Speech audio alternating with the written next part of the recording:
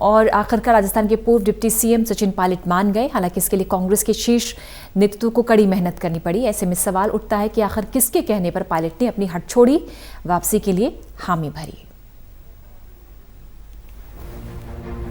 दिल्ली में हुई पायलट गुट के विधायकों की बैठक में विधायकों को आश्वस्त किया गया कि आगे कोई बदले की राजनीति नहीं होगी।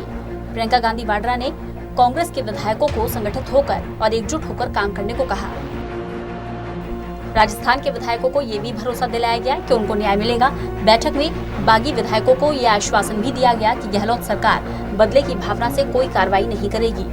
कल जब प्रियंका जी और राहुल जी से हमारी मुलाकात हुई, इन सब बातों को हमने रखा। इसके अलावा कुछ और इश्यूज थे, उन सबको उन्होंने बहुत ध्यानपूर्वक सुना और मुझे आश्वस्त किया है कि एक रोड मैप तैयार किया जा रहा है। समयबद्ध तरीके से इन सभी इश्यूज को टेकअप कर इसका निराकरण किया जाएगा, ताकि हम पब्लिक के सामने दोबारा जब 3 साल के बाद जाएं तो दोबारा मैंडेट हासिल कर सकें। कांग्रेस के शीर्ष नेताओं ने बैठक में विधायकों से कहा, ना ही उनको सचिन पायलट खेमे के होने के चलते टारगेट किया जाएगा, ना ही किसी और कारण से। कांग्रेस के वॉर रूम में चली इस बैठक में विधायकों को आश्वस्त किया गया कि उनको सम्मान मिलेगा, उनकी मांगों का पूरा ध्यान रखा जाएगा। इसके लिए बनाई गई कमेटी उनकी शिकायतों की सुनवाई करेगी। बता दें कि सोमवार को नई दिल्ली में सचिन पायलट की मुलाकात राहुल गांधी और प्रियंका गांधी से हुई थी।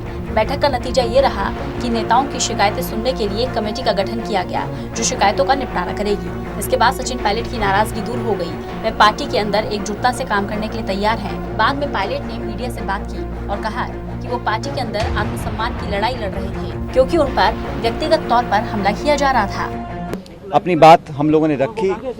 इस पूरे प्रकरण के दौरान बहुत सी बातें कही गई, चलाई गई और बहुत कुछ मुझे भी सुनने को मिला। व्यक्तिगत रूप से कुछ ऐसी बातें बोली गई जो मैं समझता हूँ मुझे भी आश्चर्य उन बातों पे हुआ, लेकिन मुझे लगा कि संयम और विनम्रता हमेशा बनाए रखनी चाहिए। राजनीति में व्यक्तिगत दुर्भावना की कोई जगह नहीं है। हम लोगों ने, सभी लोगों ने मिलकर 5 साल तक मेहनत कर राजस्थान में कांग्रेस की सरकार बनाई थी और उस सरकार में हम सब भागीदार हैं। निकम्मा वाले बयान पर सचिन पायलट ने कहा, मुख्यमंत्री के बयान से मैं आहत था, लेकिन मैंने अपनी ओर से संयम नहीं तोड़ा, किसी तरह का गलत जवाब नहीं दिया। सचिन ने ये कहा कि राजनीति में हमें शब्दों पर ध्यान रखना चाहिए। मैंने अपने परिवार से अपने जीवन में कुछ संस्कार हासिल किए हैं और कितना भी मैं किसी का विरोध करूं, वो कोई भी नेता हो, किसी दल का हो, मेरा कट्टर दुश्मन भी अगर हो, किसी और दल में भी हो, तब भी मैंने कभी इस प्रकार की भाषा का उपयोग नहीं किया। अशोक गहलोत जी मुझसे उम्र में काफ़ी बड़े हैं और व्यक्तिगत रूप से मैंने हमेशा उनका मान सम्मान ही किया है, लेकिन अगर वर्किंग में, काम करने के तरीके में, गवर्नेंस में अगर मुझे कोई इशू दिखता है तो मेरा अधिकार है कि मैं उसमें अपना विरोध जाहिर करूं।